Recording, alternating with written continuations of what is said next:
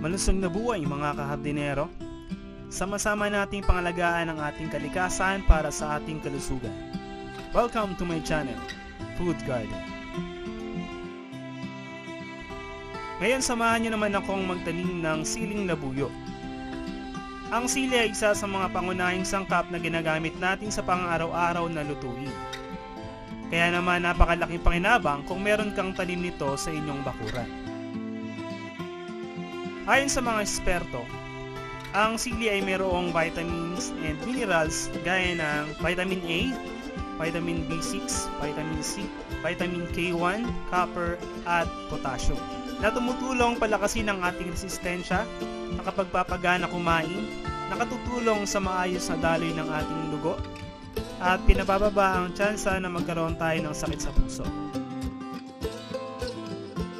May mga pag-aaral din na sinasabing ito ay nakakatulong upang maibsan ang sakit dahil sa heartburn na dulot ng acid reflux. Maaari rin daw itong makatulong sa pagkabawas ng timbang dahil madali kang pawisan kapag kumakain ka nito. Okay, tara at magtanim. Bago tayo magsimula, ihanda mo na ang kakailanganin.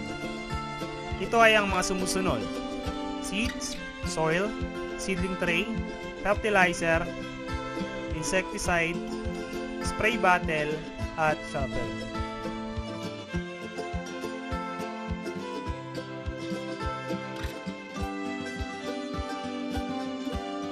Okay, start na tayo sa step 1, prepare seeds.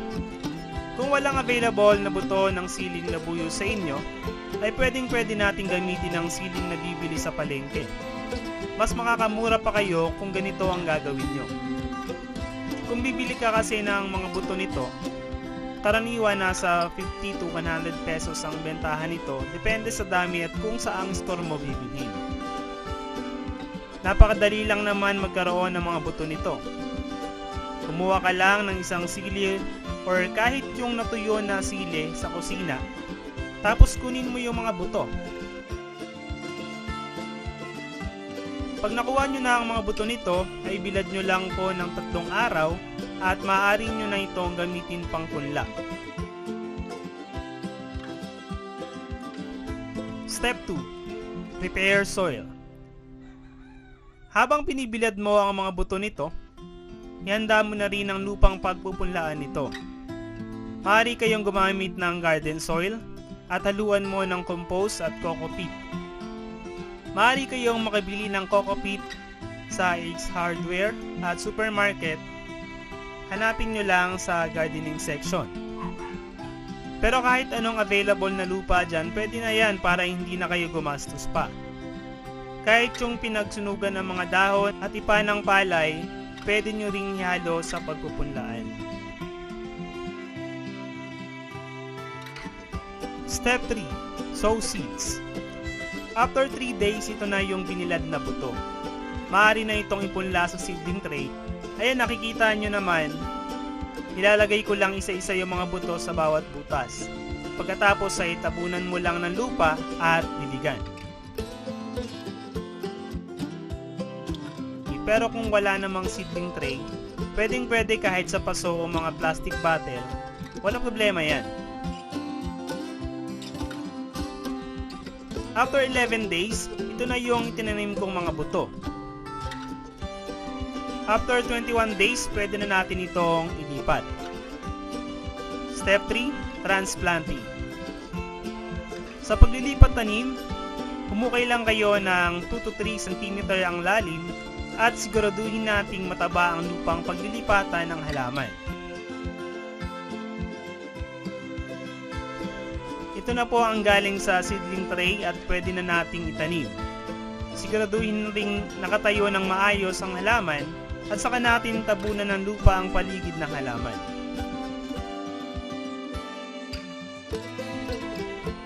Diinan nyo rin ng bahagya ang lupa para hindi madaling matumba pag diniligan.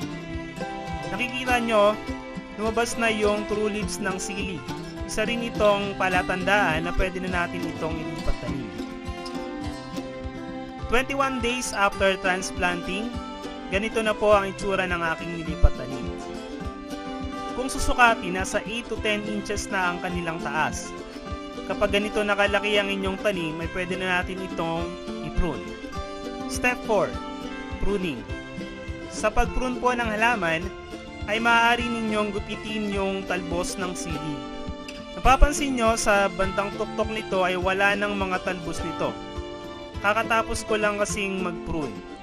Mahalaga ang pag-prune dahil nakakatulong ito upang magkaroon ng maraming sanga at magkaroon din ng maraming bunga. Kasabay nito ay pwede na rin tayong maglagay ng fertilizer. Proceed tayo sa step 5, add fertilizer. Hanggat maaari ay gumamit tayo ng organic fertilizer gaya ng compost. Di mo na kailangan lumayo dahil galing lang ito sa ating kitchen scrap. Makakatulong rin ito sa pag-segregate ng ating basura. Maganda rin na gumamit ng balat ng itlog dahil mataas ang calcium content nito. Madali lang naman gumawa nito. Ipunin nyo lang yung mga balat ng itlog at isangag o i-oven para mas mabilis lumutong yung mga balat ng itlog. Kapag malutong na ang mga balat, ay pwede na natin itong durugin gamit ang kamay. Kung meron naman kayong blender, mas maganda para mapulbos nyo ito ng mabuti. Kapag napulbos kasi natin, mas madaling ma-absorb ng mga halaman ang nutrients nito.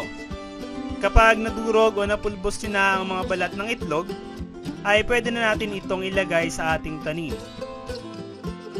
Isaboy nyo lang ito sa paikot ng halaman, tabunan ng lupa at diligan. 30 days after transplanting, ganito na kalaki ang aking tanim na sili. Ito na ang resulta ng pag-prune at paglalagay ng fertilizer. Makikita nyo naman, dumami na yung mga sanga nito at berdeng-berde yung mga dahon. Palatandaan na healthy ang ating tanim. Mapapansin nyo na nakaumbok ang lupa sa paligid ng halaman dahil napansin ko na hirap sipsipin ng lupa ang tubig kapag masyadong siksik ang lupa. Kasi minsan kala mo basang-basa na yung lupa, pero kapag binungkal mo ay tuyo pa pala ang ilalim. Kaya maganda na binubungkal natin paminsan-minsan ang paligid ng halaman upang makahinga ng maayos ang halaman at masipsip ng maayos ang tubig sa tuwing didiligan. Mapapansin nyo naman, maliit lang naman ang lupa ang aking pinagtataniman, pero kapag namunga ang lahat ng yan, naku, sobra pa yan sa pang-araw-araw nyong pangailangan.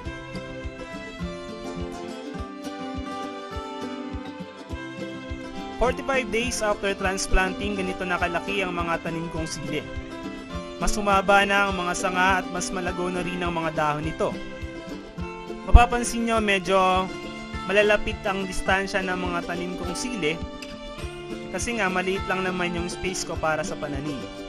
Pero kung may mas malaki kayong lupa, mas maganda kung mas malayo ang distansya ng bawat puno para hindi magkadikit-dikit ang mga sanga ng mga sili. Mas maganda kung mga 1 metro ang layo ng bawat puno para makarangkada ng maayos ang mga ugat nito. Pero kung ngayon pa lang din kayo magsisimulang magtanim, mas maganda kung magsimula kayo muna sa maliit. Para kung hindi man maging successful ang inyong tinanim, hindi ka gaanong manghihinayang. Sa pagtatanim, asahan mo na may mga pagkakataon na hindi nagiging maganda yung resulta ng ating tanim. Lalo na kapag tinamaan ng peste o binagyo ang iyong tanim.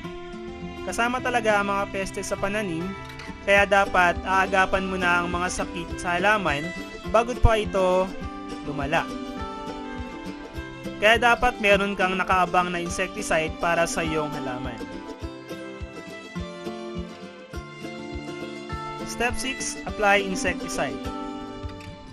Madali lang naman gumawa ng organic insecticide. Hindi nyo kailangang lumayo dahil nasa kusina lang naman natin ang mga sangkap para dito. Pagaluin nyo lang ang 1 litrong tubig, 1 kutsara ng dishwashing liquid, at mantika, at pwede nyo na itong pang-spray sa inyong tanim. Kung hindi pa rin nawala ang mga sakit ng halaman, mas mabisa kung haluan nyo ng dinikdik na bawang at sibuyas at sili. Naiirita kasi sila sa amoy ng bawang at sibuyas at sa anghang na galing sa katas ng sili. Tandaan nyo lang sa pag-spray ng insecticide, basahin nyong mabuti ang halaman lalo na sa bandang ilalim ng mga dahon kasi doon mas madalas nagtatago ang mga insekto. Isama nyo na rin ang buong katawan ng halaman at paligid dito para hindi nabalikan pa ng mga insekto. 51 days after transplanting, mapapansin nyo na marami ng mga bulaklak at nabubuo na rin ang mga bunga nito. Ayan, nakikita nyo naman, medyo lumaki na rin ang mga bunga. Berdeng-berde ang mga kulay ng mga bunga nito. Ibig sabihin, malusog ang halaman. Ito na rin yung masayang part ng pagtatanim na nakikita mo na namumunga na ang iyong mga tanim. Mapapansin nyo rin na may mga hindi pa nabubuong mga bulaklak. Makakatulong kung kakadugin nyo araw-araw yung mga puno para mabuo yung mga bulaklak. Nakakatuwang pagbasta ng mga tanim kapag may mga bunga na ito. Noong una hindi ko rin akalaing magiging ganito kaganda ang mga tanim naming sili. Kasi pinagtulungan lang naman namin itong tambakan ng lupa during ECQ. Bago kasi mag-ECQ, semento lang ang ilalim nito. Mapapansin nyo naman sa date kung kailan ako nagsimulang magtanim. Ito na rin ang ginawa naming libangan sa araw-araw kasi nga hindi naman pwedeng gumala. Kaya habang naghihintay tayo na bumalik sa normal ang lahat, maaari nating gawin itong libangan para hindi tayo mainip. Napakagandang stress reliever din ito, pampalis ng takot at pangamba na dulot ng mga hindi magandang balita nating naririnig at napapanood sa araw-araw. Kaya kung meron kayong maliit na space para pagtaniman, sabayan mo na rin ako sa pagtatanim. Actually, marami na rin nawiwili sa pagtatanim ngayon simula nung nagkaroon tayo ng quarantine. Marami rin kasing nawala ng trabaho dahil sa COVID-19 pandemic. Kung naghahanap kayo ng pagkakakitaan, pwedeng-pwede nyo rin itong gawing negosyo. Meron nga ako napanood na dating engineer sa barko, nag-invest lang siya ng 5,000 sa paghahalaman, ngayon 100,000 na ang kinikita niya sa pagbebenta nito online.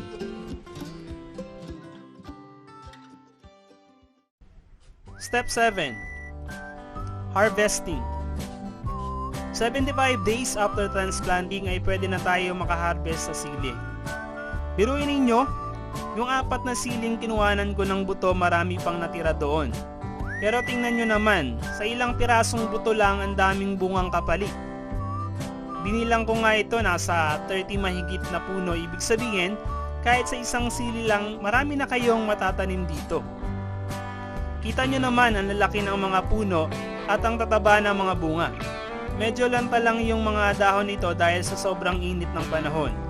Sa dami ng bunga nito, marami kang pwedeng paggamitan nito. Kung mahilig ka sa maanghang na sausawan, kahit araw-araw pwedeng-pwede kang pumitas dito. Ganito lang talaga sa pagtatanim. Medyo mahirap lang sa una dahil wala ka pang nakukuhang bunga, pero sa oras na makaharvest ka dito, ay matagal mo na itong mapapakinabangan. Ang puno ng sili ay tumatagal ng 6 to 8 months bago ito tumigil sa pamumunga, basta alagaan mo lang ng mabuti. Napakalaking pakinabang na may tanim tayong sili sa ating bakuran para sa oras na kailangan mo nito ay hindi ka nalalayo pa. Isa rin ang sili sa mamahaling crop sa ating bansa. Grabe nga dati, diba, nag-trending pa nga ito dahil umabot ng 1,000 ang kilo nito. Kaya nga kung may tanim ka nito, malaki rin na ang matitipid mo. Maganda rin gawin itong negosyo dahil hindi nawawala sa demand ng Pilipinas ang sili. Marami rin kasi sa mga Pilipino ang mahilig sa maanghang, mapaulaman o sausawan. Marami rin sa ating mahilig sa mga street food na pwedeng isawsaw. Isa rin ako sa mahilig sa mga street food, pero simula nang magkaroon ng pandemic ay iniwasan ko nang bumili ng pagkain sa labas bilang pag-iingat na rin. Kaya nga ginawa ko ay bumibili na lang ako ng mga hilaw na street food at ako na lang ang nagluluto para safe. At dahil may tanim akong sili, sagana ako ngayon sa sausawan.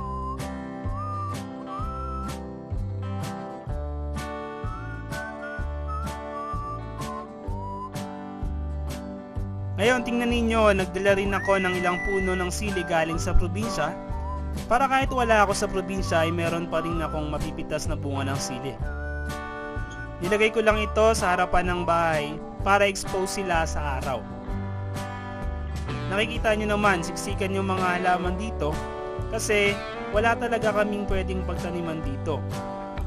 Tingnan ninyo ang tataba ng mga bunga nito. Nilagay ko lang ito sa plastic bottle pero namunga naman ng maayos. Kaya kung wala talaga kayong lupa na pagtataniman, kahit sa paso o plastic bottle, pwede na yan. Ito, tingnan ninyo, pulang-pula na ang mga bunga, kaya pipitisin na natin yan. Meron pa ring mga bulaklak na hindi pa nabubuo yung bunga. Ibig sabihin, tuloy-tuloy lang ang pagbubunga nito. Napansin ko lang din dahil sa tagulan na ngayon, ay nagkakaroon na ng sira ang ibang mga bunga. Ang sili kasi madaling magkasakit kapag madalas nababasa. Kaya kung magtatanim kayo ng sili, mas maganda December pa lang ay magpunla na kayo ng buto nito para buong summer ay meron kayong maaani nito.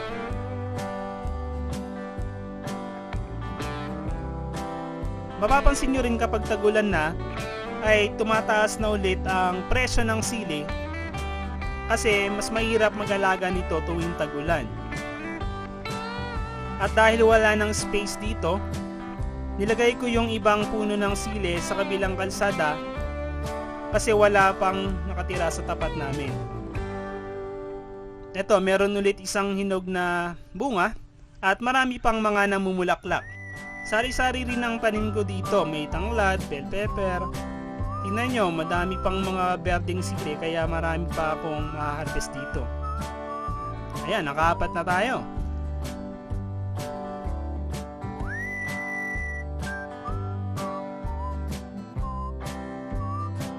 Meron din akong tanim dito na siling panigang.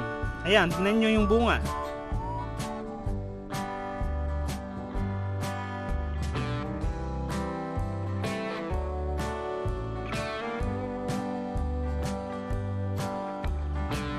Kukunin ko na lang yan kapag magluluto na ako ng sinigang.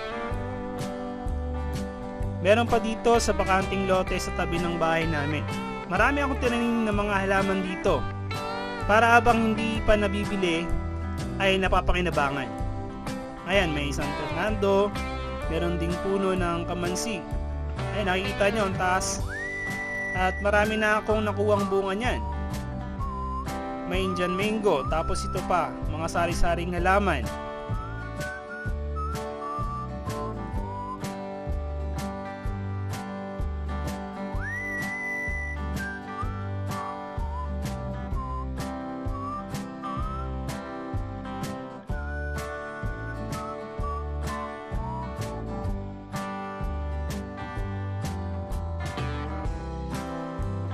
Ito pa, may sili rin dito.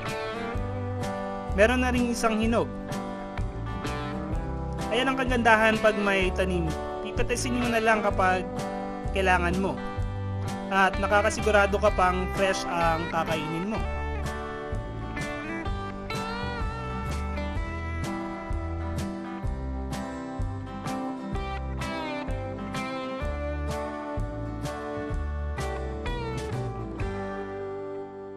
Maraming pakinabang ang sili. Pwede mo itong gawing chili powder or chili flakes para hindi ka mabubulukan ng bunga. Ibilad mo lang ito at durugin kapag malutong na. Tapos gawin mong chili garlic para may sausawan ka ng siomai. Masarap din itong binuburo sa suka. Kung paano magluto ng chili garlic sauce, abangan nyo yan sa mga susunod pang video ang aking gagawin. Kaya don't forget to subscribe my channel, click the notification bell button, then click all para lagi kayong updated sa aking mga video.